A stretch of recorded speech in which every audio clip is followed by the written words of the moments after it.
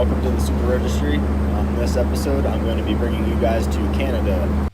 Man, this thing is stupid cool.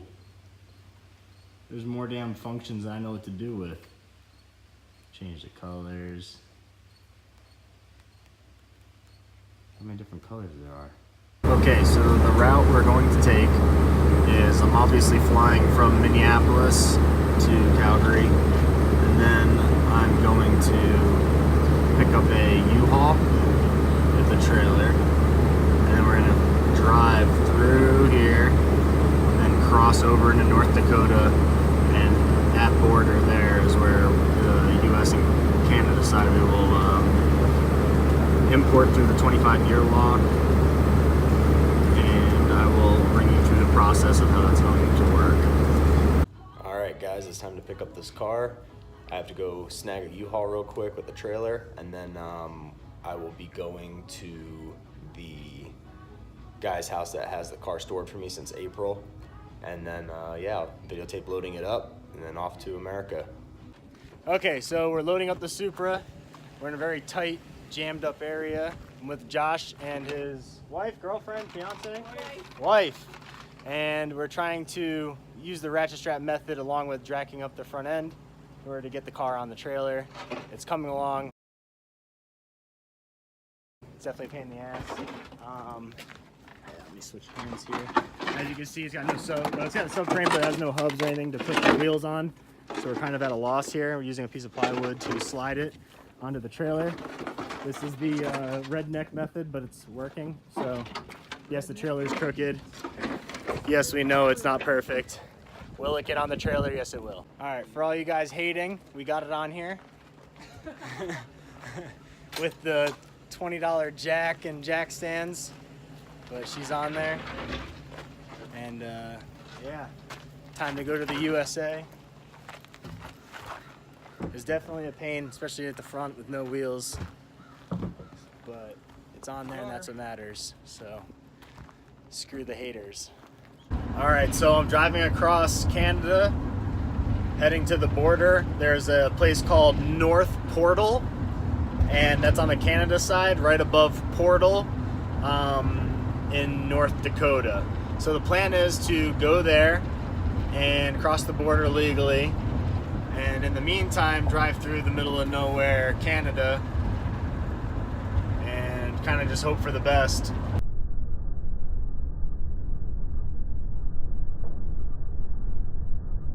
Okay, I just left customs. They're literally right behind me in that building. What I had to do was I had to go in there in the office and basically explain to them that the car is in fact a 93 and that is 25-year law compliant.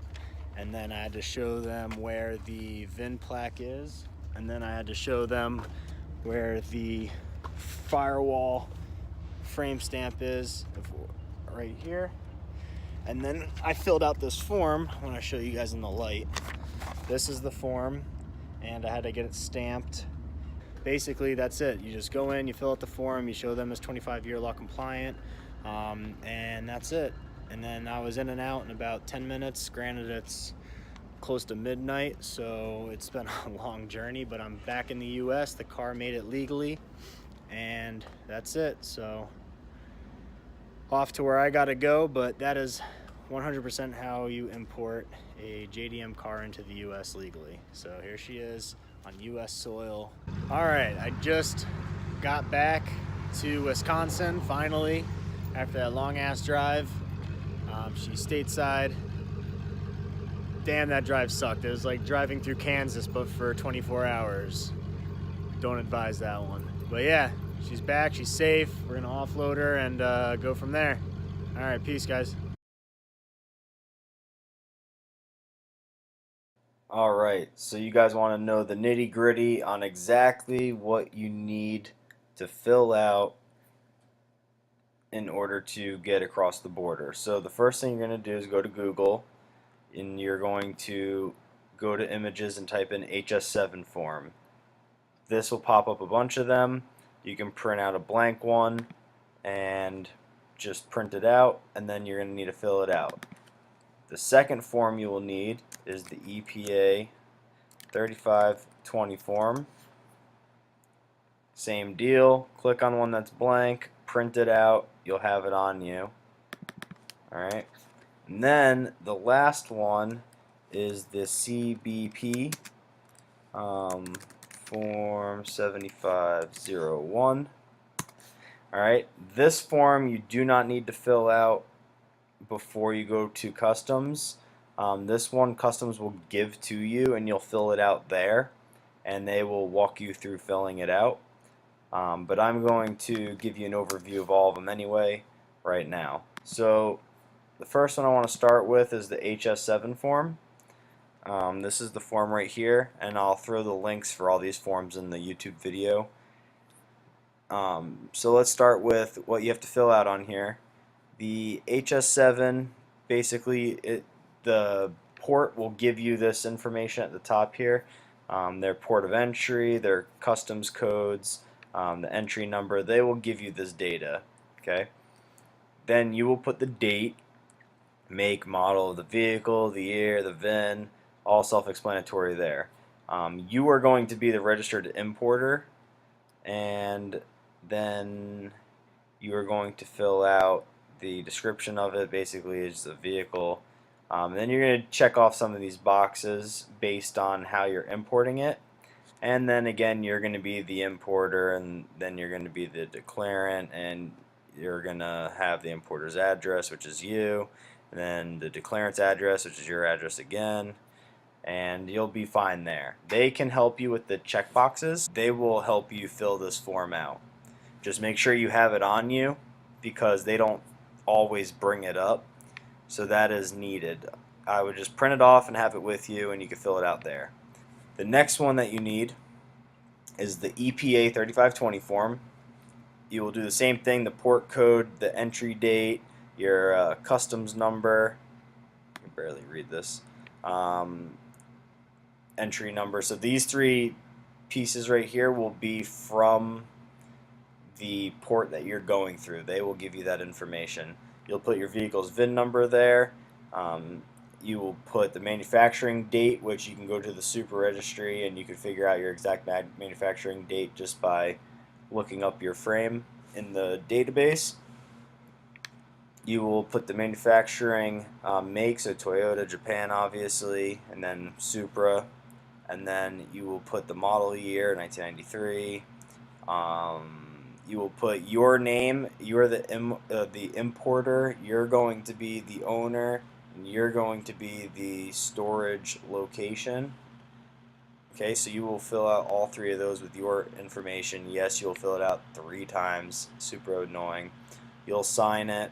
You'll date it, and then you will also have to check off one of these boxes. You're excluded due to 25-year law.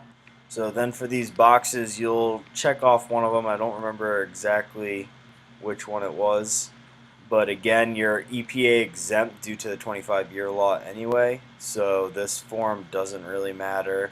This is the Department of Homeland Security entry summary, so this is the one they're going to stamp. This is the one that you need to fill out 100% correctly. This is the one that they're going to give you a template of how to fill it out, and it has to be perfect, and then they will stamp it.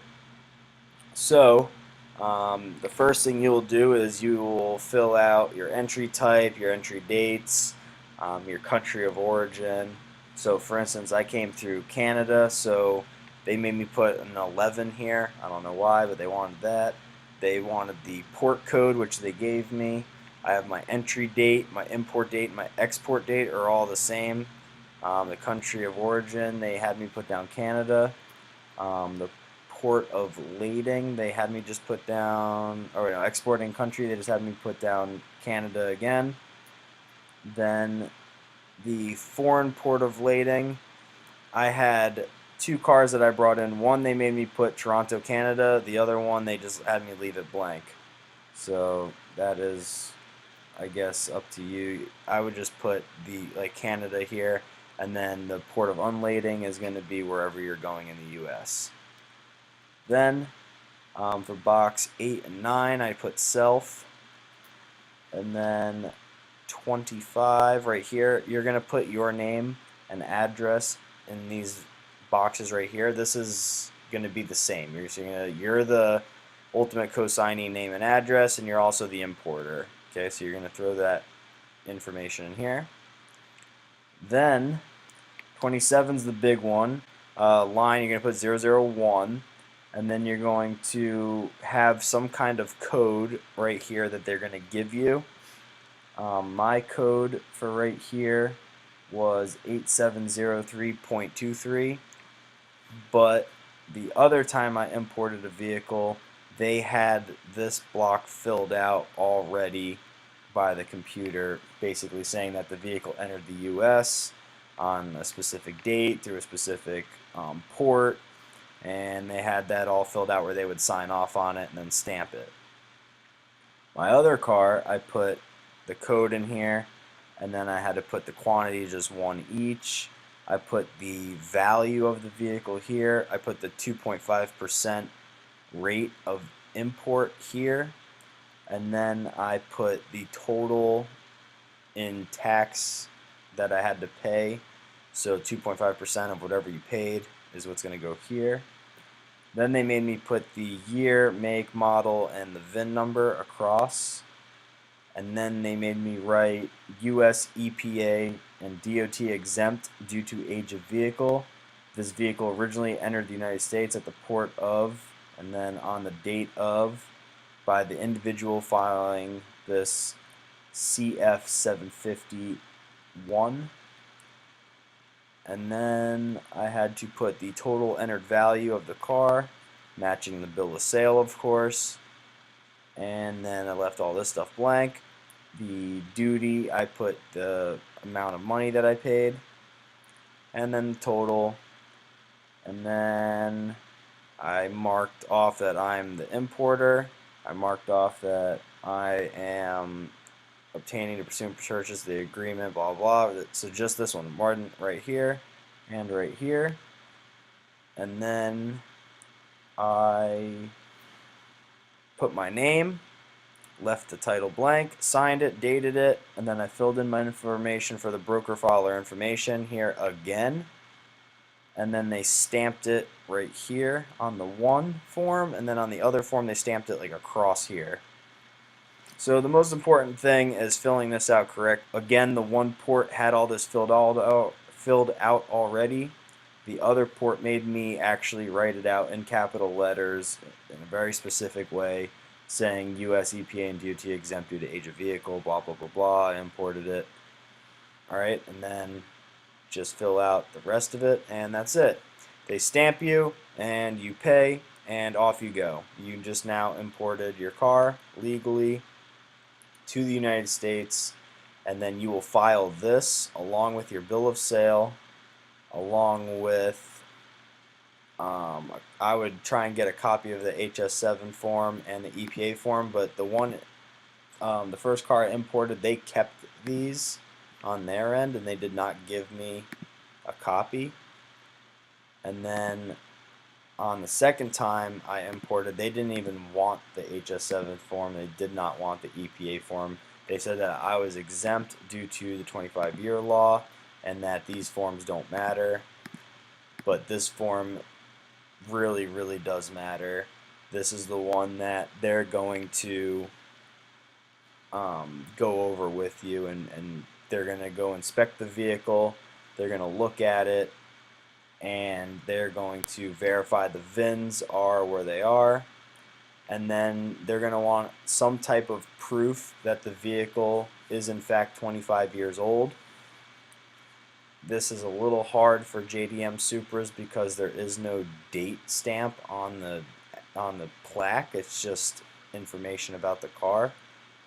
So I printed out my Supra Registry paperwork, basically the profile of the car on the Supra Registry, which had the manufacturing month and year on there, and that was useful for me to import into the US. So that's kind of how I proved it. Was that manufacturer, approved? Like, a letter of conformity proving from the original manufacturer attached, or approval letter from EPA and DOT. No, it's not, but it was good enough to where they didn't care that much. They know what's going on. They know the car's old. They can see on the bill of sale it says that it was a 93, and that's pretty much all they cared about. Now, I will say the month of manufacturer and the year up to 25 years. So that 25 years starts on the month it was manufactured. That does matter. Customs might not necessarily care. You'll just say, hey, it's a 1993. They'll say, okay, it's exempt, whatever. But when you do all your paperwork, if you're importing the car and it says April and the car was legal in September, that's just basically like giving yourself away, saying that you imported it like the wrong way. So just wait for the month that it was made. Be legit with it. Get that import date to be, it could be, September 1st. If it's a September 1993 car, then September 1st it's legal to come into the US. That's the best way to do that, in my opinion, from my experience. So I hope this helps. I hope explaining the forms a little bit helps. I will have the links to these forms in the description of the video, and you can look at them and use this sample as a template on how to fill them out. I would have these filled out before you show up. It just saves time. Customs can be really busy. The first time I went there, I was stuck there for 2 hours. The second time I went there, I was there for 10 minutes. So it kind of just varies. I also went at midnight both times. So there's that. So again, I hope this helps, and stay tuned. I'll have more videos coming up. Hit that like button, subscribe, and we will post more videos shortly. Take care.